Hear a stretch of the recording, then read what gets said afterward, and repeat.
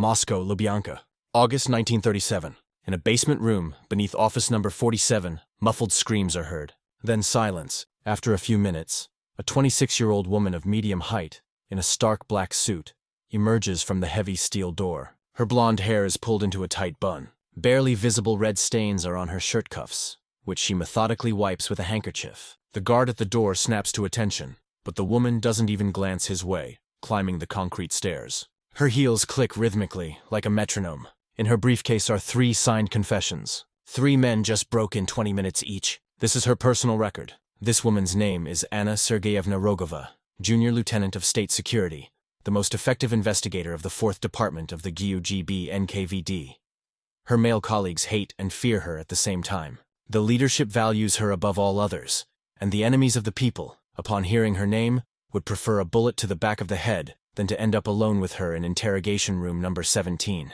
But to understand how an ordinary Moscow girl from a family of professors transformed into the person they whispered about as the Ice Witch of Lubyanka, we must go back 9 years, to the moment her life split into before and after.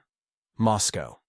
The Rogov family occupied a 4-room apartment in building number 12 on Ostojenka. High ceilings with moldings, parquet floors that creaked underfoot, a grand piano from a German company by the window. The father, Sergei Nikolaevich Rogov, a physics professor at Moscow University, 48 years old, with round glasses and a perennial pipe in his teeth. The mother, Elizaveta Pavlovna, 43 years old, taught French at a girls' gymnasium. In the evenings she played Chopin. Anna, the only child, 16 years old, loved, surrounded by care and books. She studied at the same gymnasium where her mother taught. She read Balzac freely in the original. She dreamed of entering the philology faculty. The future seemed bright and certain. Institute, diploma, a teaching position, a successful marriage to someone from the university circle, the usual fate of a girl from a Moscow intellectual family of the late 20s. Everything collapsed in a single night. The winter was cruel. The frost reached 30 degrees. Her father was arrested right during a lecture at the university. 3 men in leather jackets entered, presented the warrant, and took him by the arms. Among the frozen students, the charge: subversive activities in science, ties to the Trotskyist opposition, anti-Soviet propaganda among students. Mother and daughter found out about it in the evening when they came home with the search party. 5 OGPU employees methodically and meticulously turned the apartment upside down. They ripped open pillows, tapped on walls, threw books from the shelves, took documents, letters, diaries, photographs from the family album. Elizaveta Pavlovna tried to explain in a trembling voice that her husband was an apolitical scholar, that he had never been interested in politics, that he had dedicated his entire life to science. The Chekists didn't listen. Their job was to find evidence, and they found it. Or rather, they brought it with them. Among the professor's books, a pamphlet of the Trotskyist opposition with calls to overthrow the party leadership was discovered. Where it came from, no one could explain, but explanations were no longer needed. The material evidence was obvious. 3 days later, on January 20th, they arrested the mother as well, early in the morning, as a participant and accomplice of the enemy of the people. Anna was left alone, 16 years and 4 months old, without parents, without money, without protection. The apartment was sealed with red wax seals. The next day, the neighbors in the building turned their heads when they met her. They were afraid even to greet her. Who would want to deal with the daughter of enemies of the people? Relatives were also scared. An uncle on her mother's side, who worked as an engineer at a factory, met Anna on the street and walked past, pretending not to recognize her. Her aunt, her father's sister, told her straight from the doorway, "Forgive me, Anichka, but I can't take you in. I have children. My husband has a responsible job. They could arrest us too for contact with you. Forgive me." Anna wandered for 3 weeks in January and all of February. She spent nights at classmates' homes, whose parents either didn't yet know about her family or were brave enough to let her stay overnight. Then those doors closed too. She slept at the train station, in alleyways, in the basements of bombed-out houses. She starved. Her fingers went numb from the cold. Her lips cracked. She began to cough. She tried to find out the fate of her parents, wrote applications to the OGPU, stood for hours in queues at Lubyanka, everywhere receiving the same answer. The case is under investigation. Information is not disclosed. Wait to be summoned. On March 4th, 1928, what finally broke her happened. Anna met her neighbor from the building, Vladimir Petrovich Kartashov, on the street, deputy director of a textile factory. 45 years old, a bachelor, he used to greet her father politely, came over for tea on holidays. Anna rushed to him as if to a savior. Vladimir Petrovich, please help me with anything. I have nowhere to live, nothing to eat. I've been on the street for 3 weeks already, for the sake of my father's memory. You knew him. Kardashev stopped, looked at her for a long time appraisingly. Dirty coat, thin and pale face, dark circles under her eyes, the smell of an unwashed body. Then he spoke slowly, choosing his words. Listen, Anna, I can help you. I'll hire you as a cleaning lady at the factory and give you a corner in the workers' dormitory. I might even put in a word for your parents. I have connections, but you must understand, I'm not doing this out of charity. Look at yourself. You are 16, but you look 20. But you're a good-looking girl. That's visible even now. You'll clean yourself up, you'll be a beauty, and I'm a single man. The apartment is empty. If you agree to be my common-law wife, consider all your problems solved. Think about it, it's a fair offer. Anna looked at him and physically felt something inside her break. This man, whom her father considered decent, who had sat at their table, eaten her mother's pies, talked about morality and honor. Now he was offering a 16-year-old girl to sell herself for a roof over her head and food. She turned silently and walked away. Not running, but slowly, keeping her back straight. Kardashev shouted after her, Think about it, Anachka. You might get by somehow in winter, but summer is coming. They'll kick you out of the station. You'll have nowhere to live at all. Come if you change your mind. She didn't turn back. That night, Anna slept under a bridge, wrapped in found newspapers. An icy wind blew from the Moscow River, chilling her to the bone. She clutched the only thing she had taken from the house before the ceiling, her mother's silk scarf with embroidered forget-me-nots, and thought until dawn about her parents who had taught her kindness and justice, about the fact that these values turned out to be useless in the real world, about the fact that there is no honor, no nobility around. There is only strength and weakness, those who crush and those who are crushed, predators and victims, and she understood the main thing.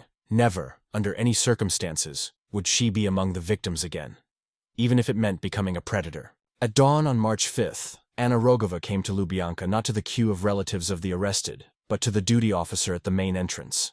The duty officer, a lieutenant of about 30 with a tired face, grimaced upon seeing the ragged girl. Where are you going? For a certificate about your parents? The reception office is in the left wing. Working hours from 10 to 15. Come at the appointed time.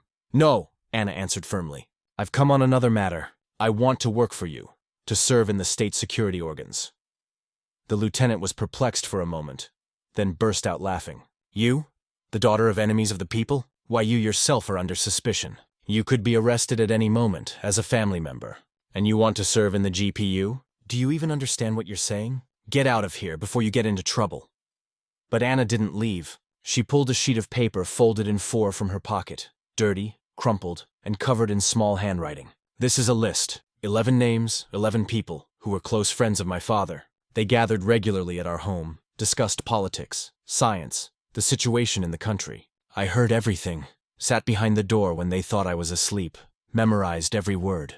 Some of them said things that can be qualified as anti-Soviet, criticized collectivization, doubted the correctness of the party line. Doubted the correctness of the party line. One even said that Stalin is not the leader the country needs. I am ready to give detailed testimony about each one, with dates, quotes, witness details, if you hire me. The lieutenant stopped laughing, took the list, scanned it. His face became serious. On it were not just the professor's friends. There were professors from MGU, scientific researchers, engineers. One worked in the People's Commissariat for Education. Wait here, he tossed out and disappeared inside the building. Anna stood at the entrance for over an hour. Employees passed by her. Some looked curiously at the dirty girl, frozen like a statue. Finally, the lieutenant returned with an elderly, portly major in uniform with 3 decorations, with intelligent and cruel eyes. The major looked at Anna long and hard. He wasn't studying the list, but her. The gaunt face, the steady gaze, the straight back, despite the hunger and cold. Finally he spoke. Comrade Rogova, come with me. He led her inside the building, down corridors that smelled of carbolic acid and fear, brought her to a small office on the 3rd floor, sat down at the desk, and pointed to the chair opposite. Do you understand that you are betraying your father's memory? That those people on your list were his friends? Some knew you since childhood. I have no father, Anna replied in a flat voice. There is an arrested enemy of the people, who by his actions destroyed my mother and me. I owe him nothing. The major smirked. Correct words, but words are one thing and deeds another. Let's see how serious you are in your intentions. He pushed a stack of clean paper toward her, a pen, an inkwell. Write everything you remember, Every meeting, every conversation, names, dates, details. You have 3 hours. Anna wrote until the evening. 4 hours straight without interruption, she wrote in a calligraphic gymnasium handwriting. She described the meetings in their apartment, which took place every second Saturday, from the autumn of 1926 to December 1927. 15 months, about 30 meetings. Naming those present, recounting snippets of conversations she had overheard. Professor Mikhailov criticized the pace of industrialization, said that peasants were being driven into collective farms by force. This would lead to famine. Engineer Belov doubted the realism of the 5-year plan, called the figures inflated. Docent Tretyakov, jokingly, but still criminally reckless, let slip a phrase that under Lenin the party was more democratic, and now everything is decided by one man. Anna noted everything methodically, without emotion, like a protocol. When she finished, there were 38 pages of small, dense handwriting. The major read in silence. His face remained impenetrable. Only his eyes narrowed from time to time. After reading the last sheet, he gathered the papers into a pile, tapped the edge on the desk, aligning the edges, looked at Anna. Impressive memory or impressive imagination. Are these real conversations, or did you invent them? Real, Anna replied. I can recall other details if necessary. The atmosphere of the apartment, who drank what, who smoked, who sat with whom. I memorized everything. The major nodded. Good, we'll check. If the testimonies are confirmed during interrogations, at least partially, we'll hire you, but not as an investigator right away. You'll be an assistant, do the menial work, learn, watch how the professionals work. If you justify the trust, you'll advance. If you disappoint us, you'll end up in the same cell where your parents are. Clear? Clear, Comrade Major. I served the Soviet Union. Thus began her new life. Anna was hired as a technical secretary in the 4th Department of the GUGB OGPU with a salary of 40 rubles a month. She was given a bed in a girls' dormitory on Sretenka, a room for 8 people, but she had her own bed, a roof over her head, and a ration. After 3 months of wandering, this seemed like paradise. The first week, Anna simply recovered, washed herself in the bathhouse until her skin was red, ate hot porridge in the canteen, and couldn't believe it wasn't a dream. She slept 12 hours at a time, catching up on the sleepless nights under bridges. Then the work began. Menial, humiliating for a girl from a family of professors, sorting archives where files lay in chaos after another reorganization, typing protocols on a heavy underwood which jammed every 10 words, bringing tea to the bosses, washing the floors in the offices after hours. The other secretaries, girls from working-class families, openly mocked her. Look, the young lady from the formers. Thought she'd walk in silks all her life, and now she's scrubbing floors. Never mind, we'll re-educate her. We'll make a human being out of her yet. A Soviet human being. Anna endured silently. Didn't talk back, didn't complain to the bosses, didn't cry into her pillow at night. She worked harder than everyone. She came an hour earlier, left 2 hours later, took on extra tasks, asking for only one thing: to be given access to the archive files to study investigation methods. The head of the department, the same Major Fyodorov, was surprised but allowed it. Let her read if she's interested. It won't do any harm. In the evenings, when everyone went home, Anna stayed in the archive, pulled out file after file, read interrogation protocols, studied how questions were constructed, what methods were applied to break the arrested. She took notes in a notebook she hid under her mattress in the dormitory. She analyzed. Investigator Krukov obtains a confession in an average of 8 interrogations. Applies physical pressure from the 3rd interrogation. Efficiency 70%. Investigator Morozov works faster, on average 5 interrogations. Hits rarely, uses psychological pressure more often. Efficiency 85%. Conclusion: psychology works better than fists. Gradually, an understanding formed. The main thing is not physical force. Many investigators beat the arrested to death but still didn't get confessions. The real key is psychology. You need to find the person's weak spot. The thing they fear more than pain. Fear for family, fear for children, fear of losing the last remnants of dignity, or, on the contrary, giving hope. The illusion of salvation, promising life, freedom, protection for loved ones. And then, when the person believes, opens up, strike, turn hope into a trap. Anna learned from others' mistakes, having no right to her own. Half a year later, in September 1928, she was taken to an interrogation for the first time. Not to conduct it, but to observe. Investigator Krukov was handling the case of an engineer accused of sabotage at a factory. 3 days straight, with 2-hour sleep breaks. Krukov shouted, banged his fist on the table, threatened execution, showed torture instruments. The engineer held on, denied everything, said the plan was unrealistic, the equipment was worn out, The defects were due to objective reasons, no malicious intent. At the end of the third day, Krukov was exhausted. Went out into the corridor, lit a cigarette. Anna stood by the door, watching through the peephole. Rogova, what do you say? Krukov asked more out of desperation than real interest. Anna thought for a second. Comrade Krukov, you are pressing on the fear of death, but he is not afraid of it. Look at him. He is exhausted, beaten, but there is stubbornness in his eyes.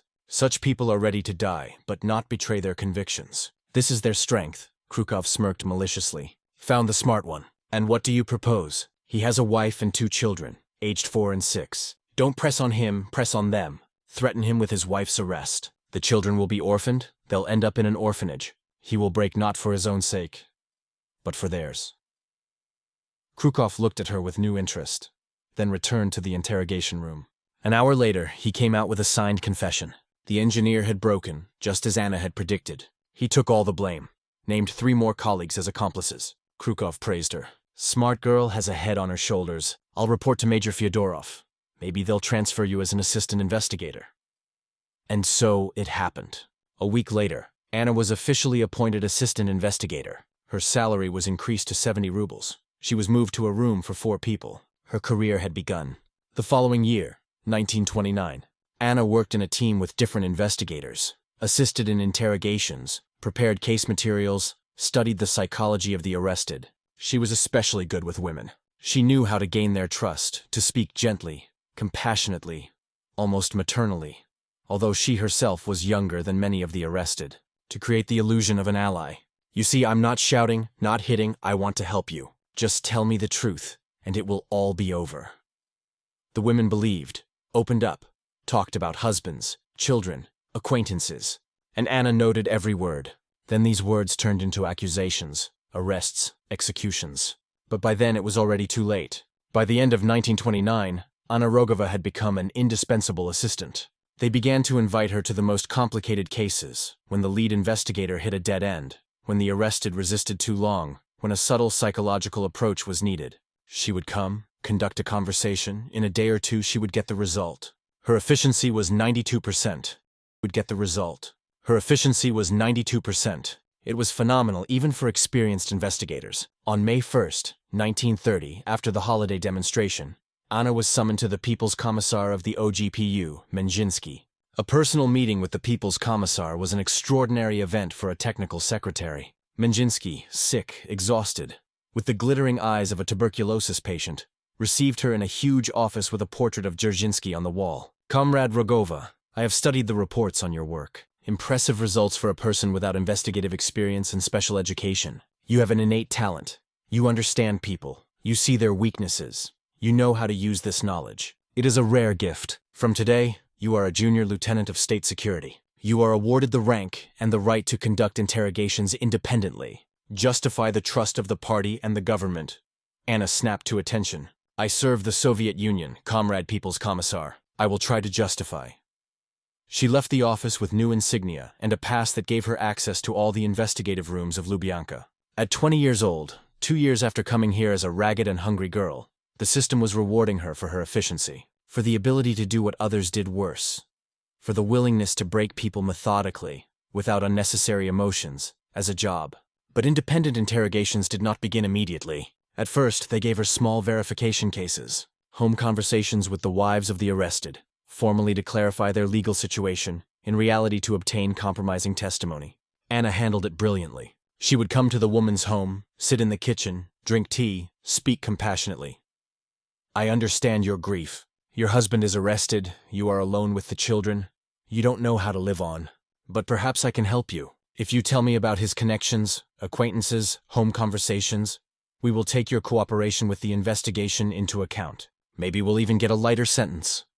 The women would tell through tears, hoping to save their loved one, naming friends, colleagues, neighbors, recounting snippets of domestic discussions, complaining about bosses, the lack of products, the hardships of life. Anna noted, nodded gently, comforted, promised to help, and a week later, the husband was shot. 2 weeks later, 3 to 5 people whose names the wife had mentioned were arrested, and the woman herself was summoned to Lubyanka and shown the protocol of that home conversation. It turned out that she had been giving testimony against herself all along, knew about her husband's criminal activities, and did not report it. Accomplice, 10 years in the camps, children to the orphanage. By the summer of 1930, Anna already had 30 such conversations to her name. 30 arrested wives, 150 people arrested based on their testimony. 100% efficiency. Not a single woman had withstood her methods. Major Fyodorov reported upwards. Rogova, a unique cadre, knows how to gain trust. The victim herself doesn't understand that she is giving testimony against herself and her loved ones. By the time realization dawns, it's already too late. Clean work. No physical pressure, no scandals. The ideal tool. In the autumn of 1931, Anna was given her first truly serious case. Not a home conversation with a frightened wife, but a real interrogation of an arrested person, accused of a state crime. Grigory Pavlovich Lebedev, a construction engineer, 41 years old, worked at an aircraft factory. The charge: sabotage, intentional reduction of product quality, disruption of defense orders. The plan was not fulfilled by 30%. The defect rate exceeded the norm by 5 times. It means he's an enemy. It means he's a conscious saboteur. Lebedev had been in a cell for a month. He had been interrogated by 4 investigators in turn, beaten with rubber truncheons on the heels, starved for 3 days straight, deprived of sleep, forced to stand at the wall for 20 hours at a time. Nothing helped. The engineer repeated the same thing. The plan is unrealistic. The equipment is old, constantly breaking down. There aren't enough skilled workers. They take anyone. The defects are due to objective reasons, not malice. There is no sabotage. The bosses were furious. The case needed to be closed quickly to show results. They called Anna. You try, if you're so smart. When she was brought to the department head, Lieutenant Colonel Zavialov measured her with a glance. Rogova, we have a problem. Lebedev is a tough nut. The guys have been working him for a month. 0 results. Maybe a female approach will work. You have 1 day. If you don't manage, you go back to home conversations. Clear. Clear, Comrade Lieutenant Colonel. I will manage. Anna went down to the internal prison, ordered the guard to open cell number 114. She entered alone, without an escort. Lebedev was lying on the bunk facing the wall. Beaten, exhausted, but still unbroken. He heard footsteps. He didn't even turn around, thinking it was the investigator with the truncheon again. Grigory Pavlovich, Anna spoke calmly, almost gently. I'm not going to beat you. I'm not going to shout or threaten you. It's useless. You've already proven your resilience. Let's just talk honestly and openly. Lebedev turned around, saw a young woman in a junior lieutenant's uniform. He was genuinely surprised. Now women have taken up this business too. What times? Comrade Junior Lieutenant. What times? Anna sat on the edge of the bunk without squeamishness. I studied your file. Education, service record, awards for leading work. You are indeed a good engineer, and I believe you that the plan is exaggerated. The equipment is worn out. There aren't enough workers. All this is true. Lebedev raised himself on one elbow. Finally, at least someone understood. I'm telling you, no sabotage. Just the objective impossibility of fulfilling unrealistic tasks. Anna nodded understandingly. Yes, you are right. But here's the problem, Grigory Pavlovich. The system needs culprits. Above, no one will admit that the plan was drawn up incorrectly. That would mean admitting a mistake by the leadership. And mistakes cannot exist. It means the culprits are not above, but below, those who failed, that is, you. And someone must answer for it.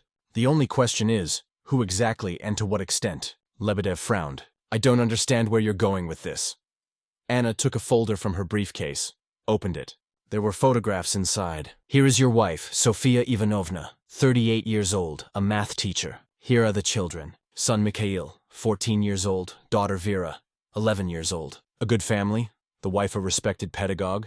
The children get top marks. It would be a great shame if all this were destroyed. The engineer instantly turned white. Are you threatening my family? No, Anna replied calmly. Not me. I'm just explaining the mechanism of things. If you don't sign the confession, you will be shot as a saboteur. That is fact 1. Your wife will be arrested as an accomplice, a family member, an enemy of the people. That is fact 2. The children will be sent to an orphanage, where their surname will be changed, and they will never be told the truth about their parents. They will grow up believing you abandoned them. That is fact 3. This is what awaits your family if you continue to be stubborn. But there is another option. Which one? Lebedev already understood that this calm woman was more dangerous than all the previous investigators combined. You admit to sabotage, but you will say that you did not act alone. You will name 3 or 4 more engineers from the factory, colleagues you worked with. You will say that they instigated you, organized a sabotage group. Then the blame will be shared. You won't get shot, but 15 years in the camps, maybe even 10 for good behavior. You will serve your time, you will return, and your family will remain free. Your wife will work, the children will grow up, get an education, they will wait for you. That's the main thing, isn't it? Lebedev looked at her with growing horror. But I'll be turning in innocent people. They will suffer because of me.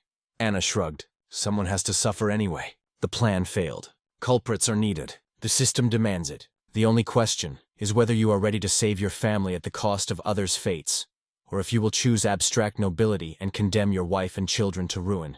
Decide for yourself, but you have little time.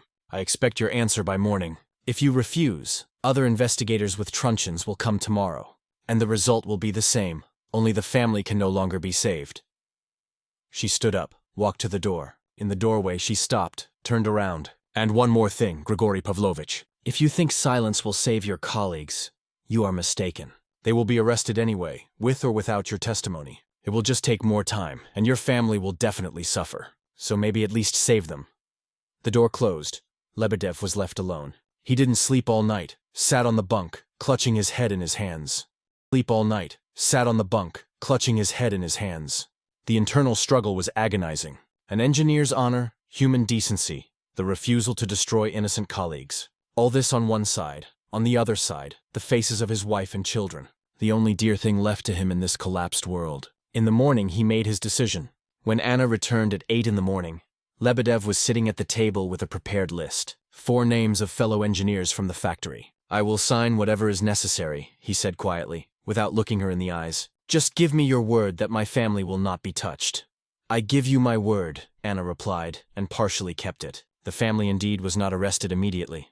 But a year later, when it became clear that Lebedev would not return from the camps, his wife was fired from her job as the wife of an enemy of the people. The children were expelled from school. The family moved in with distant relatives in a village, where they lived in poverty until the end, and the 4 engineers named by Lebedev were arrested within a week. 3 were shot after summary trials. 1 was sent to the camps, where he died of dystrophy 2 years later. Each had a family, children, wives, but Anna was not interested in that. She had completed the task, obtained the confession in 24 hours. The bosses were delighted. Bravo, Rogova. That's real Chekist work. No brute force, clean, professional. After this case, Anna began to be called upon constantly when a stubborn person needed to be broken, when physical methods didn't yield results, when subtle psychological work was required, and she never disappointed. For 2 years, from 1931 to 1933, she conducted 187 interrogations, obtaining confessions in 179 cases. 96% efficiency.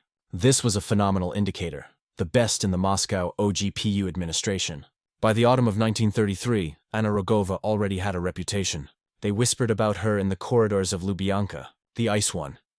The one who doesn't raise her voice but breaks harder than anyone. The male investigators feared her professionally, understanding that she was more effective. The leadership promoted her through the service lightning fast. In May 1933, she received the rank of Lieutenant of State Security and her own office. Small, windowless, in the basement, but her own.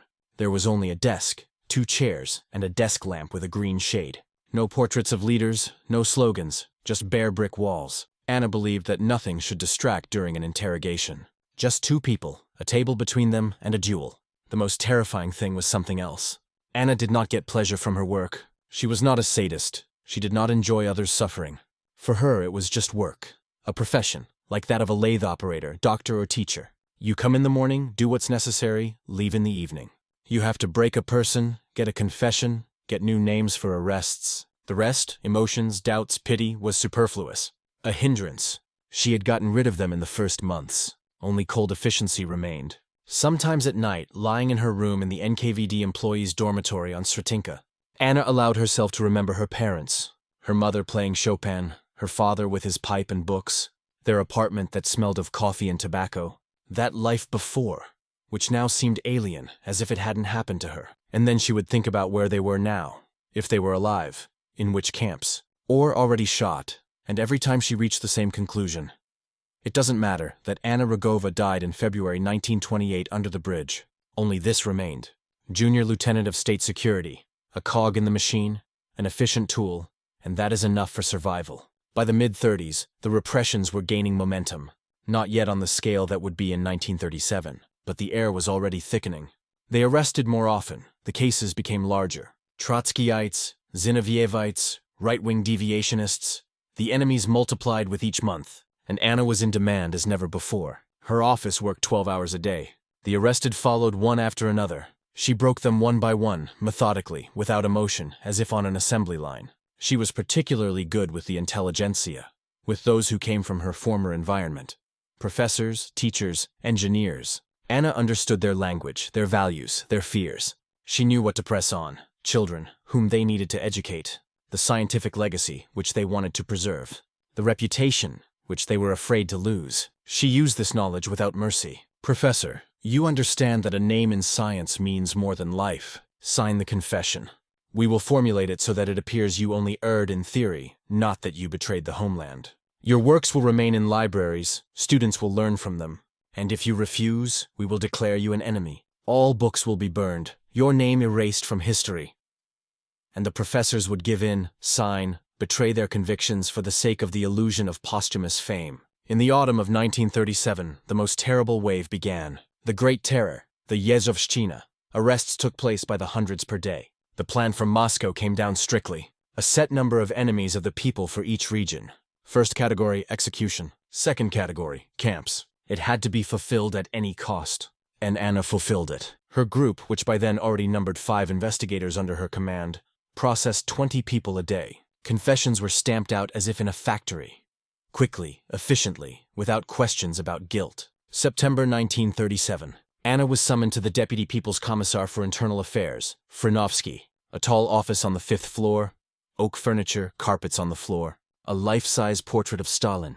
Frenovsky sat at a massive desk. Beside him sat the head of the Moscow NKVD administration, State Security Commissioner of the second rank, Redens. Both looked at Anna appraisingly. Comrade Rogova. Frenovsky spoke not loudly, but authoritatively. We have studied your work.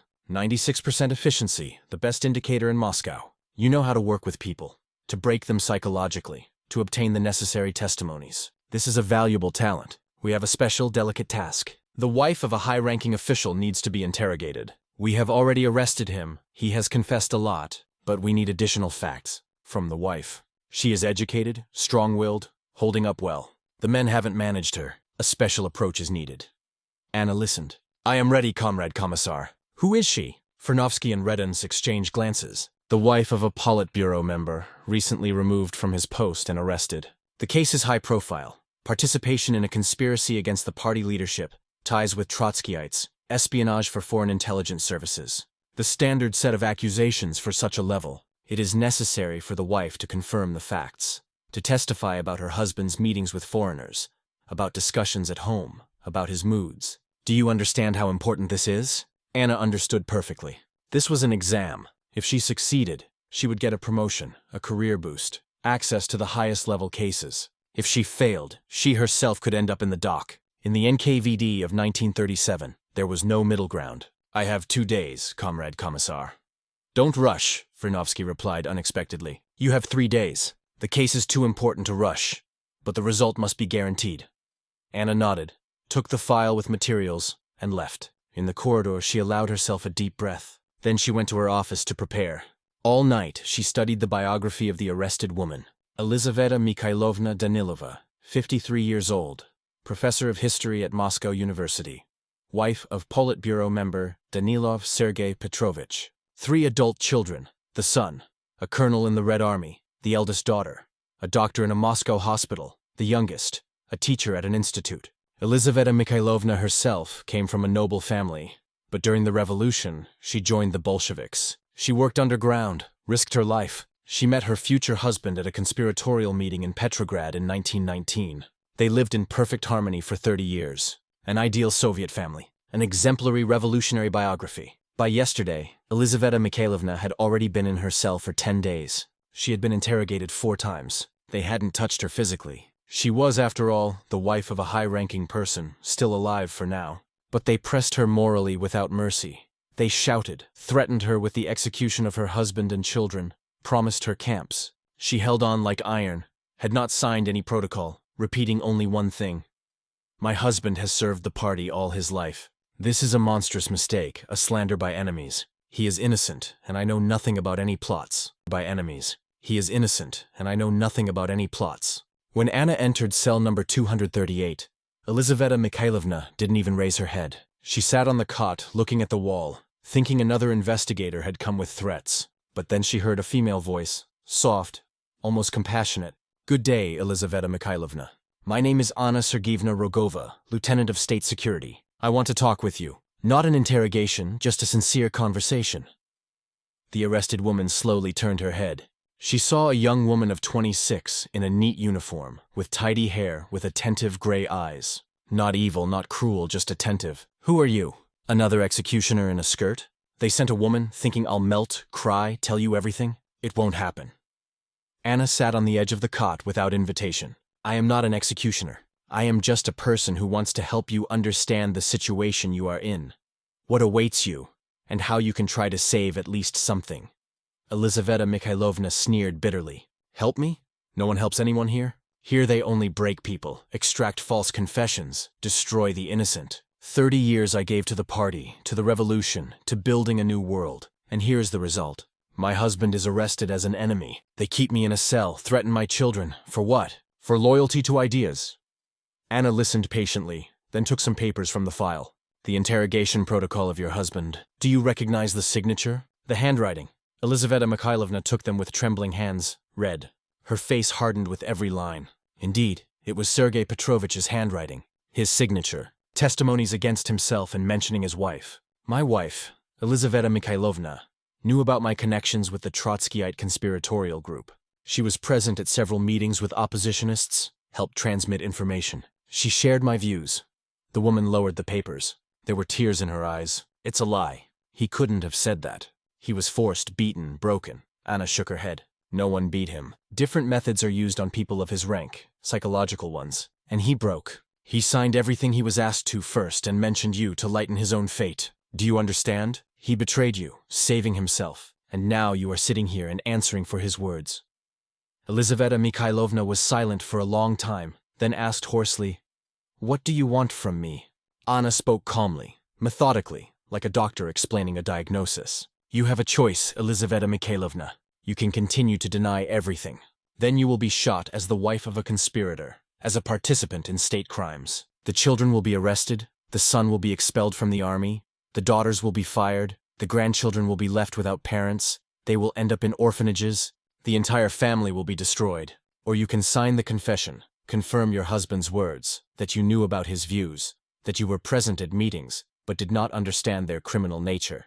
Then you will be given a sentence of about 10 years. You will serve time in prison. You will get out. The children will remain free. They will work, raise their grandchildren. You will save at least something of the family. And if I sign, they really won't shoot me?" Desperate hope was heard in the arrested woman's voice. Anna looked her in the eyes without blinking. "I give you the word of honor of a state security officer. Women of your age and status are not shot without extreme necessity. Camps, yes, but you will remain alive."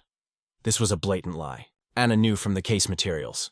The sentence was already set. Capital punishment for both spouses. But the arrested woman didn't need to know that. For 2 days, Elizaveta Mikhailovna hesitated. Anna came twice a day, talked, didn't pressure, didn't shout, just methodically brought her back to the choice: family or principles, the lives of her children or her own dignity. Towards the evening of the second day, the professor broke. "Fine, I'll sign. Dictate. Just promise me they won't touch the children." "I promise." Anna lied for the 4th time in 2 days. They compiled a detailed confession. Elizaveta Mikhailovna told about her husband's meetings with former comrades of Trotsky, about discussions at home where he criticized Stalin's policy, about how she transmitted letters to oppositionists through him. All of this was fabrication, a mixture of real facts and the investigation's fantasies. But the signature was genuine. The case was closed. The Danilovs were shot 3 weeks later, one after the other, 2 days apart. The children were arrested a month later. The son was shot as a participant in the plot. The daughters were sent to camps, where both died of exhaustion by 1942. When Anna handed the file to Fernovsky, he was pleased. "Excellent work, Comrade Rogova. You justified our trust. Quick, clean, without unnecessary noise. Starting today, you are a senior lieutenant of state security and are being transferred to the special department. The work there is more serious, with high-ranking arrestees, with cases of state importance. I think it's just for you." Anna thanked him, received the new rank insignia, and left. In the corridor, she met one of her old colleagues, investigator Morozov. He looked at her strangely. "I heard you broke Danilova. Bravo, your career is moving. Just how do you live with that? An old woman, a revolutionary, gave her whole life to the party, and you sent her to her death. Doesn't your conscience bother you? Anna stopped, looked Morozov in the eye, coldly. Conscience is a luxury I cannot afford. I have a job and I do it efficiently. Want to do the same? Come, I'll teach you. Don't want to, don't get in my way. Morozov silently stepped aside, and Anna walked on down the corridor.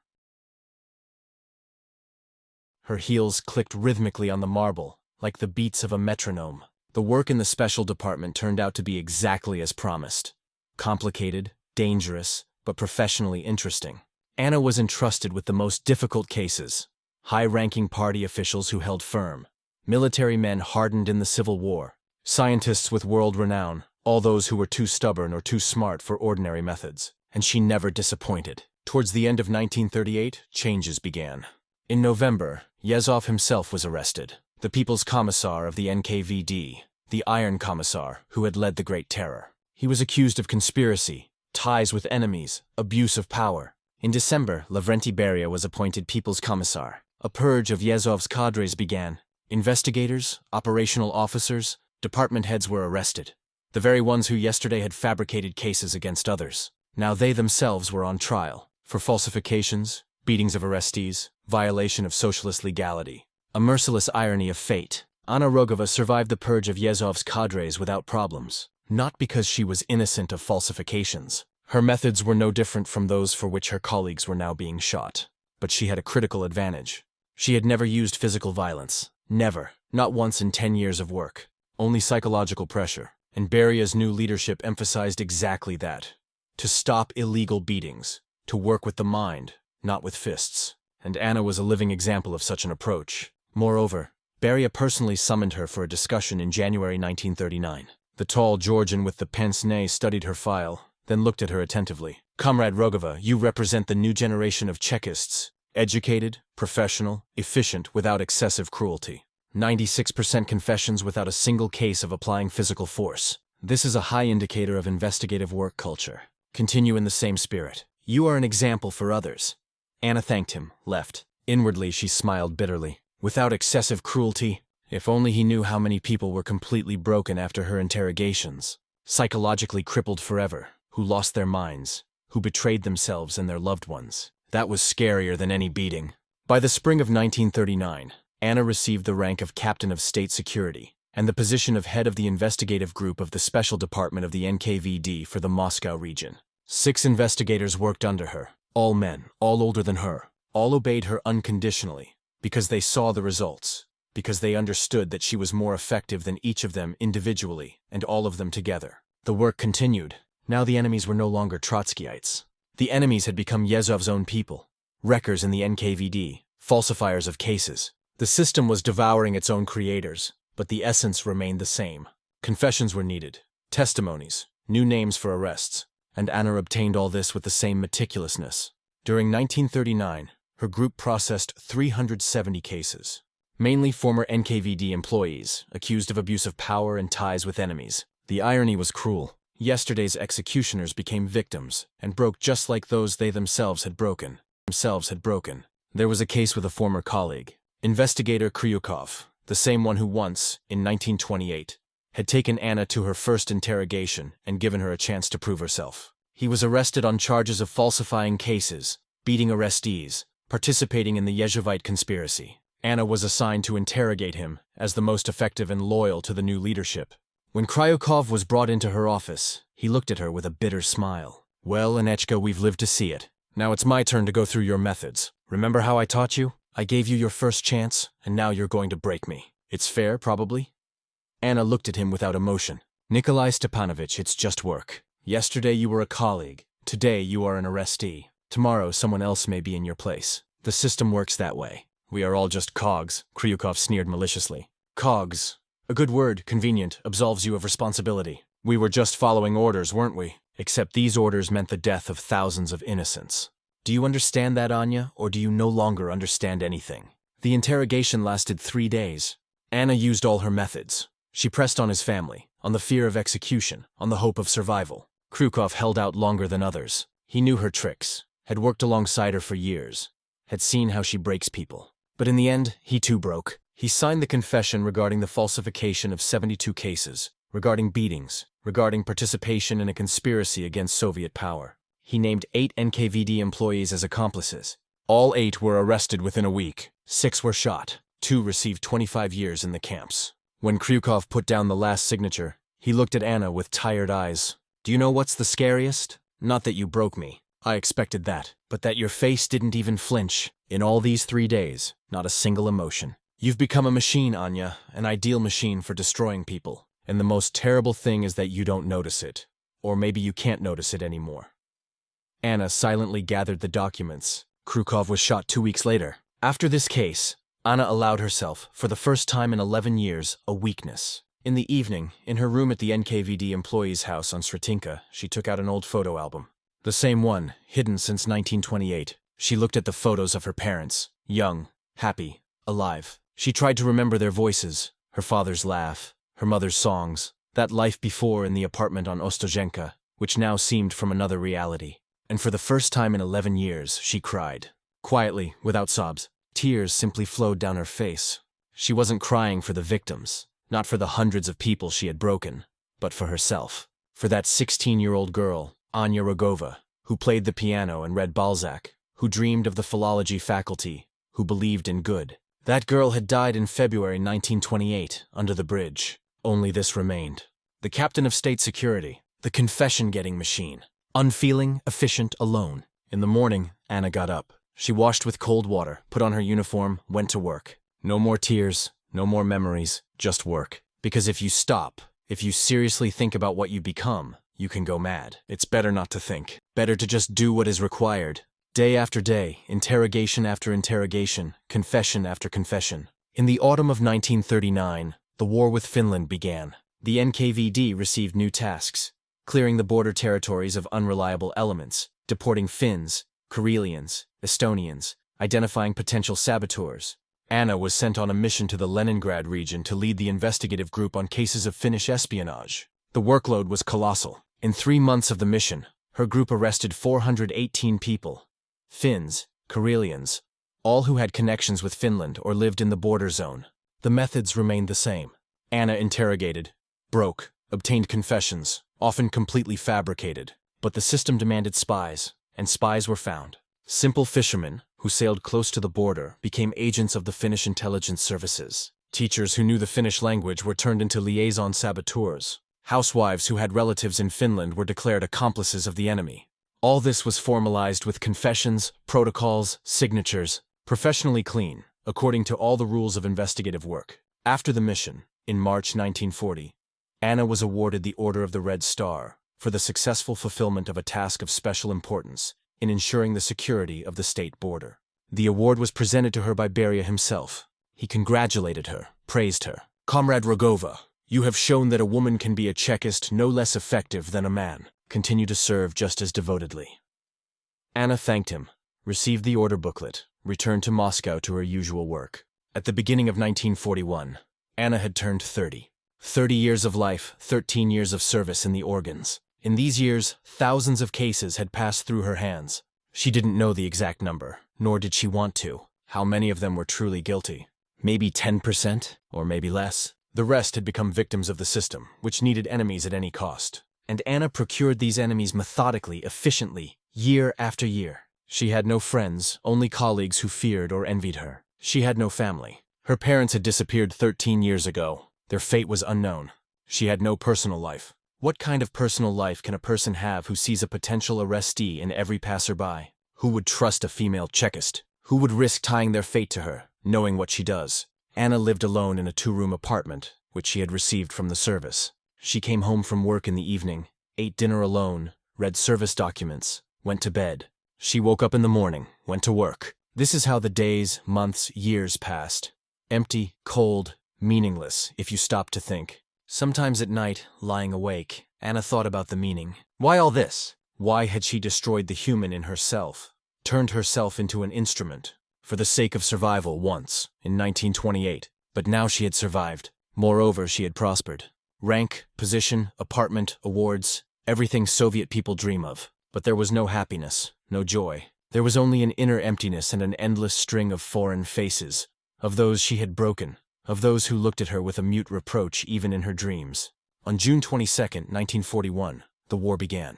Germany attacked. German tanks were advancing on Moscow, and the NKVD received new tasks: evacuating particularly important prisoners, clearing the rear of alarmists, deserters, traitors, checking commanders returning from encirclement. The work increased tenfold. There was no time left for reflection at all. Anna was left in Moscow in a special group dealing with military cases. And a new, most frightening chapter of her service began. The war changed everything. Not Anna, she had long been who she'd become, but the work, the methods, the scale. Now the enemies were real, not invented Trotskyites or wreckers. Real German tanks were advancing on Moscow. And in this situation, the NKVD received new, even broader tasks: checking commanders returning from encirclement, fighting against alarmists and deserters, filtering prisoners of war. The work became tens of times greater. Anna was left in Moscow in a special group attached to the NKVD's military counterintelligence. They interrogated servicemen who had come out of encirclement. The logic was simple and ruthless. If you were encircled, why didn't you die in battle? If you got out, how did you manage to break through? Maybe the Germans let you pass intentionally. It means you are an agent or a coward. In any case, an enemy. There was a case that Anna remembered particularly often afterward. The regimental commander, Lieutenant Colonel Alexei Petrovich Borodin, was brought in. 42 years old, a career military man, a participant in the Finnish War. At the front from the first day. The regiment was encircled near Vyazma in October 1941. For 2 weeks they tried to reach their own, lost half their personnel, but broke through, got out. Borodin thought they would be met as heroes, but they were met as traitors. Arrested right at the army headquarters, accused of abandoning his position without a fight, desertion, possible treason. The lieutenant colonel sat before Anna and couldn't believe what was happening. For 2 weeks we walked through the German rear, hungry, wounded, without ammunition. We lost people every day, but we didn't surrender to the enemy. We got out to our own. And for this we are arrested? It's madness. Anna looked at the documents, spoke calmly. Comrade Lieutenant Colonel, according to the testimony of one of your soldiers, you gave the order to retreat prematurely, without exhausting all possibilities for defense. This qualifies as cowardice. Borodin jumped to his feet. For defense. This qualifies as cowardice. Borodin jumped to his feet. Who gave such testimony? Show him to my face. I personally carried wounded men out from under fire. Anna produced the protocol without flinching. Private Semyonov, your radio operator, claims that you panicked, ordered the retreat without the command's permission, thought only of saving your own life. The lieutenant colonel turned pale. Semyonov? The one I carried on my back for 3 kilometers after he was wounded? Who begged me to leave him and I refused? He said that? Yes, here is his signature. Borodin slowly sat down on the chair. Such despair appeared in his eyes that even Anna felt something. Not pity, just a vague understanding. Before her was not an enemy but a broken man. You know, Comrade Lieutenant Colonel, you have a choice. You can continue to deny. Then you will be shot by sentence of the tribunal, and all your soldiers who came out of encirclement with you will also be shot or sent to disciplinary battalions. 70 people. Or you admit to cowardice and panic, take the blame upon yourself. Then the soldiers will be given a chance. They will be sent to regular units to fight on, to wash away your guilt with blood. And if I sign, they really won't touch them? Desperate hope was in Borodin's voice. Anna, without blinking, replied, I give you the word of honor of a state security officer. The lieutenant colonel was silent for a long time, then nodded. Give me your protocol. I'll sign. Just let my men live. They deserve it. He signed the confession of cowardice, panic, premature abandonment of positions. He took all the blame upon himself. He was shot 4 days later in the cellars of Lubyanka, and the soldiers were indeed sent to fight in a disciplinary company, where most of them died in the first battle near Rzhev. The war hardened Anna even more. If before she saw at least some abstract enemies of the people, now before her were real soldiers, commanders, people who fought, died, defended the country, and her task was to break them, to extract from them confessions of cowardice, treason, panic. Often absurd, but necessary for the system to explain the defeats. It's not the higher-ups who are to blame, not those who miscalculated the attack timings, not those who gave incompetent orders. It's the traitor commanders, the cowards, the alarmists who are to blame. Here is a convenient version, and Anna obtained the evidence for this version. Towards the end of 1942, she received the rank of Major of State Security and a new position.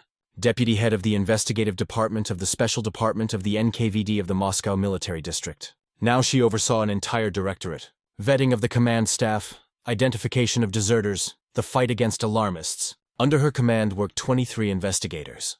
All men, many former frontline fighters, and they all submitted to a 31-year-old woman who had never been to the front line, but broke military men more effectively than any of them. One day, Colonel Zavialov, her former boss, now the head of the entire investigative directorate, entered her office. He looked at Anna for a long time.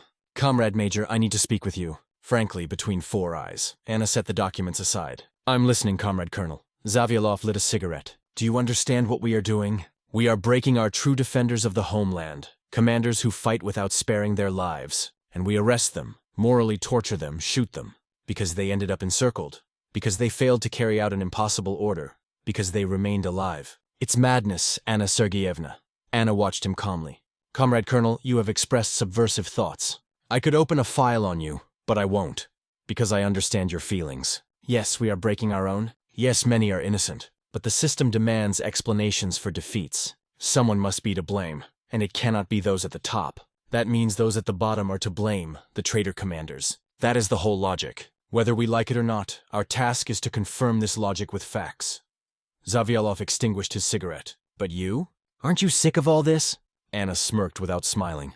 "I don't have such a luxury as feelings, Comrade Colonel. I lost them 15 years ago. For me, this is work. If I don't do it, they will find someone else, perhaps less professional, who will beat, maim, and kill left and right. At least I do it cleanly, without excessive cruelty. Isn't that better?" The colonel stood up, walked to the door. In the doorway, he turned. "You know, Comrade Rogova, I saw many things in the war. Executions, concentration camps, burned villages. But you are the most frightening thing I have ever seen. Because you do monstrous things and sincerely believe it is right. That is more frightening than any fascist. He is at least a declared enemy, but you are one of us. And therein lies the tragedy." The work continued. By the year 43, the front line broke. Stalingrad, Kursk, the Soviet army began to advance. But the NKVD's work did not diminish. On the contrary, now they began to liberate occupied territories, and every liberated city required a purge. Identifying collaborators, policemen, mayors, all those who had worked for the Germans. Out of necessity or conviction, it didn't matter. They worked. It means they were a traitor. Anna was sent on assignment to liberated Smolensk to lead the investigative group on cases of treason. The city lay in ruins. The Germans had ruled here for 2 years.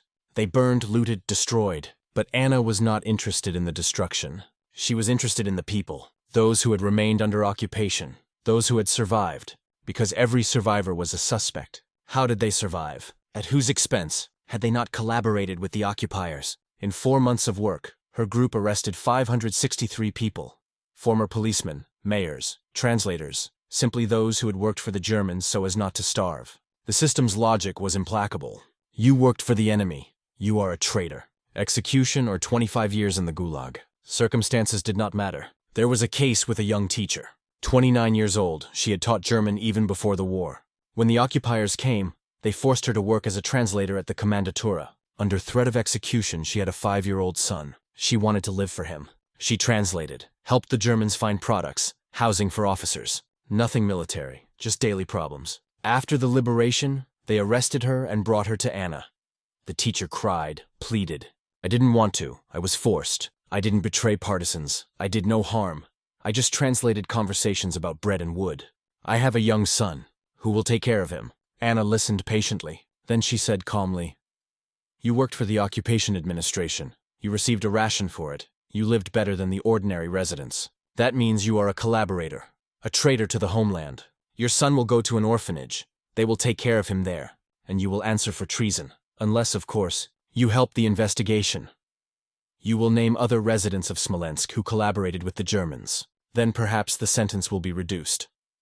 The teacher broke on the 3rd day, naming 47 people, neighbors, acquaintances, random people, who worked as a sweeper for the Germans, who washed officers' laundry, who sold products in the occupied territory. She received 20 years in the Gulag. Her son was sent to an orphanage where he grew up knowing neither his mother nor his surname. And the 47 she named were also arrested. Most were executed or sent to camps, where they died of hunger and exhausting labor. Towards the end, Anna returned to Moscow, received a new rank, Lieutenant Colonel of State Security, and a new decoration, the Order of the Patriotic War, 2nd class, for the successful fulfillment of tasks ensuring the security of the active army's rear. At the award ceremony, she was photographed for the newspaper, a young female officer with orders on her chest, an exemplary Soviet Chekist, an example for other women. Except in the photograph, her eyes were not visible. Cold, empty, dead. The dead eyes of a person who had broken too many people, sent thousands to their deaths, and had long since ceased to feel anything but fatigue. Not physical, but spiritual, as if something inside had been completely exhausted. But the work continued.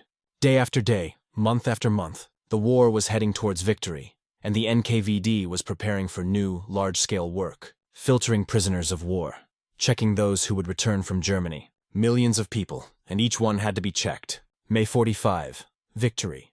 The whole country was jubilant. Moscow saluted. Soldiers embraced and cried. The war was over. But for Anna Rogova and thousands like her, the war was just beginning. A new war against their own people, filtering the millions of Soviet citizens returned from captivity, from Germany, from occupied territories. All had to be checked. From all, it had to be learned how they survived, what they did, who they contacted. Had to be learned how they survived, what they did, who they contacted. Anna was appointed deputy head of the investigative department of filtration camp number 12 near Podolsk, a huge camp surrounded by barbed wire and watchtowers. Up to 500 people per day passed through verification. Most were sent further to other camps, to settlements, to remote regions of Siberia and Kazakhstan, but some were arrested immediately. Those who aroused suspicion, who had served in the police, who had worked for the Germans, who had been in captivity for too long. These were brought to Anna for detailed interrogation. The work was carried out day and night. For 6 months, from May to October 45, 2,387 files of former prisoners of war, Ostarbeiters, people deported to Germany for labor, passed through Anna's hands. Most received sentences from 5 to 25 years. The logic was simple and cruel. If you survived in captivity or in Germany, it means you adapted somehow. It means you collaborated with the enemy. It means you are a traitor. It was impossible to prove one's innocence. There was a case with Sergeant Nikolai Ivanov, 25 years old, captured in 42 near Kharkov. He spent 3 years in a POW camp, starved, worked in the stone quarry, suffered from dystrophy, survived, awaited liberation by the Allies, believed he would return home a hero. He ended up in the filtration camp, from there to Anna. Sergeant, Anna began calmly, studying the documents. Tell me in detail how you were captured. Ivanov told his story. The encirclement, the leg wound, losing consciousness from blood loss. He woke up already with the Germans, in the infirmary. Anna listened, took notes, then asked the question she posed to hundreds of people like him. And why didn't you shoot yourself? Why didn't you blow yourself up with a grenade? Order number 270 is clear. Captivity is equivalent to treason. A true Soviet warrior will prefer death over captivity. Ivanov paled. I was unconscious. How could I have shot myself? I was wounded. I was bleeding. I woke up already with the Germans. Anna nodded. I understand. So the Germans treated you, yes, in the infirmary. And they fed you? Yes. They gave us slop. And it didn't occur to you that eating the enemy's bread, using their medicine, means you already collaborated with the occupiers? The sergeant looked at her in horror. But I wanted to survive, to return and defend the homeland again. They all say that, Anna replied. But in fact, you sat quietly for 3 years in the camp. While your comrades were dying on the front, you were sitting safely, perhaps even working for the Germans. Ivanov denied it. No, I refused to work in the defense plants. I sat in solitary. I starved, but I did not work for the enemy. Anna pulled a sheet from the file. But here a witness claims otherwise. He says you worked at a German factory producing munitions, receiving an extra ration for it. Explain. For 3 days, Ivanov resisted. On the 4th, he broke. He signed the confession of collaboration with the enemy, of working at a defense factory, of treason. He received 10 years in the GULAG, even though all he had done was survive German captivity. But the system needed traitors, and he became one of them. By the end of the year 45, Anna received the rank of Colonel of State Security at 34 years old. A phenomenal career, especially for a woman in the male world of the NKVD. But the price of this career was monstrous. Tens of thousands of broken fates, thousands executed, tens of thousands sent to camps, all on her conscience, and she had long stopped counting. In January 46, she was transferred to a new position, deputy head of the investigative directorate of the MGB, Ministry of State Security, for the Moscow region. Now she oversaw not only the filtration, but also the fight against internal enemies, against those who dared to criticize the authorities after the victory. Many hoped that after the war, life would change, there would be more freedom. The repressions would stop. They were wrong. The system continued to operate by the old rules. By the year 47, a new wave began. The Leningrad case. The fight against cosmopolitans. The doctor's plot. Enemies multiplied at the same speed, and Anna was in demand again. Her methods, perfected over 19 years, worked flawlessly. She broke people with the same efficiency. Only now it was harder for her. Not physically, but morally. There was a case with the professor of medicine Yakov Solomonovich Rosenberg. 62 years old, a remarkable surgeon. He had saved thousands of lives during the war. He was arrested in the doctor's saboteurs case. The charge? Participation in a Zionist plot aiming to poison the Soviet leadership. Absurd. But the system demanded confessions. The professor was interrogated for a month.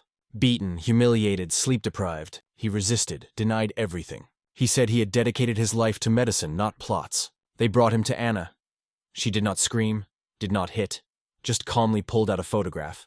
Your grandson. The boy is 9 years old, an excellent student, a good child. Yakov Solomonovich.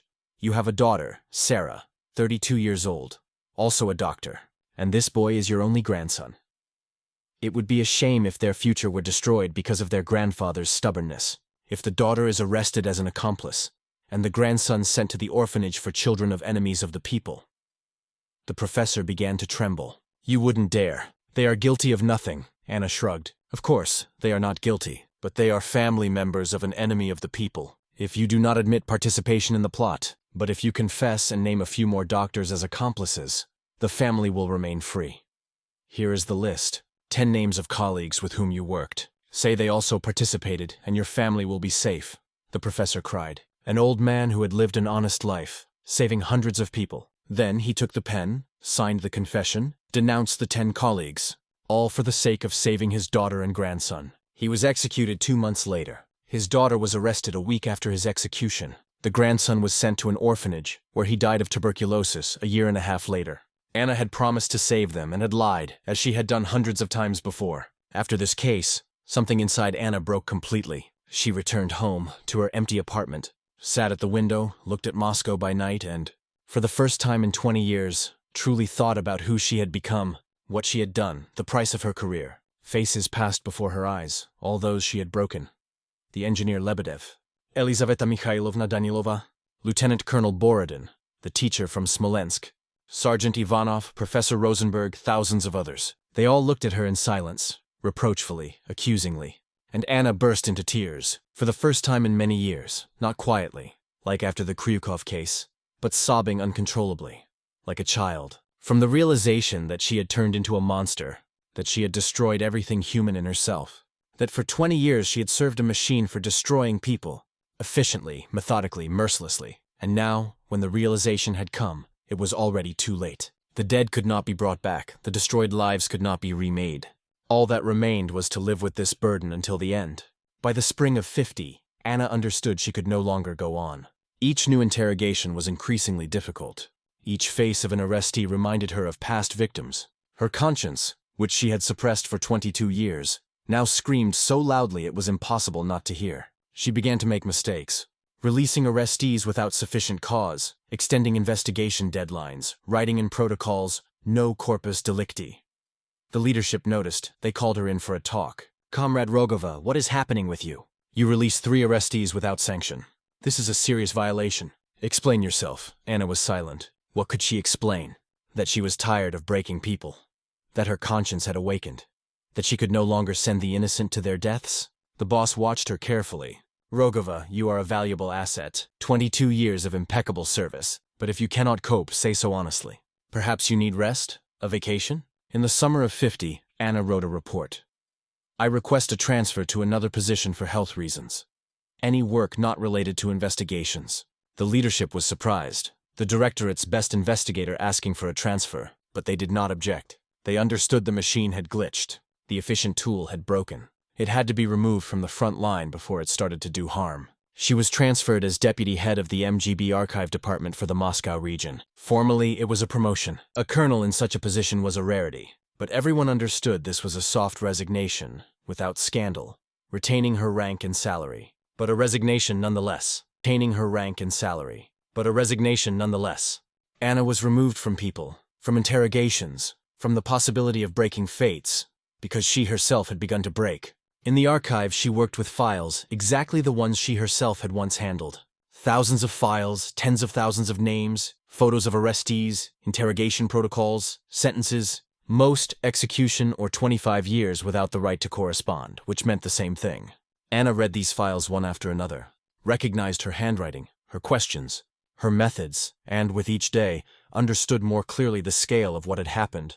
The scale of the crime in which she had not been a victim but an accomplice, the main accomplice. On March 5th, 53, Stalin died. The entire country froze in anticipation. What would be next? Anna listened to the radio and felt a strange relief. The architect of the system was dead. Maybe now something would change. But the months passed and nothing changed. The arrests continued, the camps operated. The machine worked even without its chief mechanic. Around the mid-50s, the changes began. At the 20th Party Congress, Khrushchev presented a secret report on the cult of personality, on the repressions, on the fact that mistakes had been made. Terrible mistakes. Innocent people had suffered, rehabilitation was needed. Anna heard these discussions, saw the bewildered faces of her colleagues, the old Chekists, who, like her, had broken people for decades. And now it turned out that many, perhaps most, had been innocent. That they, the investigators, had not been defenders of the state, but executioners. Some could not stand it. They committed suicide, drank themselves to death, retired prematurely. Anna continued to work in the archive. Now her duties included preparing documents for rehabilitation, reviewing files, identifying the wrongly convicted, preparing certificates for relatives. It was strange work, to correct what you yourself had helped create, to rehabilitate those you helped condemn. A cruel irony of fate. One autumn day in 57, an elderly woman came to Anna at the archive. She asked for help finding information about her husband, arrested in 42 and executed. Now she wanted to rehabilitate him, to get a certificate, to restore his good name. Anna took the name, checked the file, found the case, and froze. It was one of her cases. Lieutenant Colonel Borodin, the regimental commander who had broken out of encirclement, whom she had broken, promising to save his soldiers. "You are his wife?" Anna asked quietly. The woman nodded. "Yes, I am Maria Petrovna Borodina. My husband, Alexei Petrovich. He was an honest man, a devoted officer. He never betrayed his homeland, but they executed him like a coward and a traitor. For 20 years I was considered the wife of an enemy. My children were expelled from the institute. My grandchildren are still ashamed of the family name. Help me restore his honest name." Anna looked at her and physically felt everything inside her tighten with shame. Before her stood the wife of the man she had lied to whom she had promised to save his soldiers in exchange for a confession, and whom she had deceived. The lieutenant colonel was executed, the soldiers sent to the penal battalion, where almost all of them died, and now this woman was asking her for help, not knowing that Anna herself was guilty of her husband's death. "I will prepare the certificate," Anna managed to say. "Your husband will be rehabilitated posthumously." The woman cried with relief. "Thank you. Thank you for your help. Finally, justice will triumph." She left. Anna remained sitting at the table. In front of her lay the file of Lieutenant Colonel Borodin. His photograph, intelligent, firm eyes, a strong-willed face, a man who had been through the war, who had defended the country, and she had broken him, sent him to his death. That evening, Anna spent at home. She sat down to write, for the first time in many years. Not a service memo, but a confession for herself. She wrote about her life, about how she became what she became, about every case she remembered, about every person she broke, about the methods she used, the lies she manipulated with, the hopes she gave and then destroyed. She wrote all night. By morning, she had filled 43 pages. She read them and understood. This was a verdict upon herself. She could have said she was following orders, that she had no choice, that the system forced her. But that would have been a lie. The choice had always existed. At every interrogation, in every moment she pressed a person's weak point. When she promised salvation and brought death, she chose consciously. For the sake of her career, for the sake of safety, for the sake of not being among the victims. She chose to be an executioner, not a human. Anna burned the confession in the kitchen sink. She watched as the paper turned to ash, as the words disappeared. But the memory remained. It had not gone anywhere and would never disappear. She would live with it until the end. A heavy burden of thousands of destroyed fates. The memory of every face, every scream, every tear. In the year 58, Anna submitted her resignation report for health reasons. 47 years old, 30 years of service in the security organs, from the OGPU to the KGB. A retired colonel, 2 orders, several medals, honorary diplomas. A brilliant career on paper and a destroyed soul in reality. They gave her an honorable send-off. The leadership thanked her for her service. Colleagues wished her health. No one knew what was happening inside her. That every night faces haunted her, all those she had broken. The engineer Lebedev, the first one she forced to betray his colleagues. Elizaveta Mikhailovna Danilova, the wife of a Politburo member. Lieutenant Colonel Borodin, who sacrificed himself for his soldiers. The teacher from Smolensk, Sergeant Ivanov, Professor Rosenberg. Others, an endless line of the dead and the living dead. They all watched silently, reproachfully, accusingly. In retirement, Anna lived alone, in the same apartment she had received for her service. The windows overlooked the Lubyanka. Every day she saw people entering and leaving, employees, visitors, perhaps arrestees. The machine continued to work. Not as actively, not as cruelly, but it worked. And it would work as long as the system existed. Anna did not communicate with former colleagues, did not go to veteran meetings, did not attend events. She lived quietly, unnoticed. She read a lot, mainly the memoirs of the rehabilitated, of those who had survived the camps, who had returned, who had told their stories. She recognized familiar names, those she herself had sent there. Some had survived, returned, written books, and in these books there were sometimes mentions of investigators, of those who broke people, of the methods of psychological pressure. Anna recognized her methods, although her name was never mentioned. In the year 77, a young man came to her unexpectedly. He introduced himself as a historian, a doctoral student, a researcher of the repressions. He was gathering materials on the activity of the NKVD MGB in the 30s-50s. He had learned that Anna Sergeyevna Rogova had worked as an investigator in those years. He wanted to interview her for history, for science. Anna wanted to refuse, but something stopped her. Perhaps the desire to finally tell, perhaps the need to confess. She invited him in. They sat in the kitchen, drinking tea. The historian asked questions carefully, delicately, about the work methods, about how interrogations were conducted, how confessions were obtained. Anna answered, honestly, without embellishments. We worked according to a system, she said, choosing her words slowly. We had to break the person psychologically, find their weak point, the thing they feared most. Usually the family, children, wife, parents. We pressed there, promised protection for loved ones in exchange for a confession, or threatened the arrest of relatives if they didn't sign. It worked almost always. The historian took notes. He asked the main question. But did you personally believe in the guilt of those you interrogated? Anna was silent for a long time. Then she answered honestly, no, almost never. Most were innocent and we knew it. But the system demanded enemies. The plan had to be fulfilled. A certain number of files per month, a percentage of confessions, and we fulfilled it. Efficiently, methodically, without questions about real guilt. And what did you feel? The historian watched her carefully. For many years I felt nothing. It was a job, just like a lathe operator's or a doctor's. You come, you do it, you leave. But then, many years later, I began to understand that every confession means a destroyed life, death, camps, mutilated families, thousands of people, and they all pass through my hands. Do you feel guilt? Every second of every day, for the last 27 years. I wake up with it, I fall asleep with it. But what does it change? The dead cannot be brought back. The destroyed lives cannot be remade. My guilt is useless. It just torments me. And that is right. The historian left, shocked. It was a rare testimony from an executioner admitting her guilt. Most former investigators were silent, denied, invoked orders. Anna had confessed, taken responsibility. A few years later, he published her interview in the book On the Repressions. With Anna's consent, but with the names changed. The story of Investigator N became one of the most powerful sections of the book. The 80s passed slowly for Anna, in solitude. Her health was failing. 2 heart attacks, heart problems. Doctors suggested hospitalization, a nursing home. She refused. She wanted to die at home, in the apartment she had received for her work, for her crimes. In the winter of '93, Anna felt the end was near.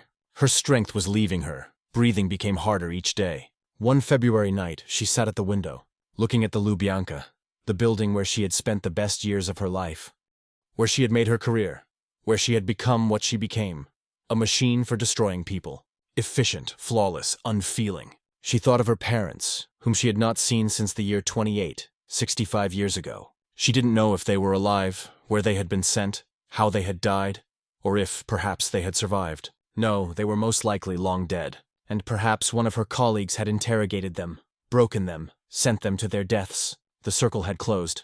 The system had devoured them all, and her as well.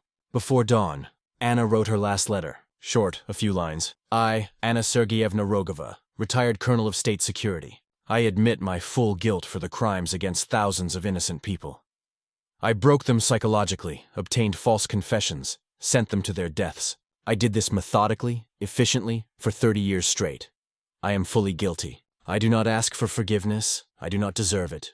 I just confess. Let this be known. She placed the letter on the table. Beside it, a list. All the files she remembered, all the names preserved in her memory. 387, out of tens of thousands. But at least it was something.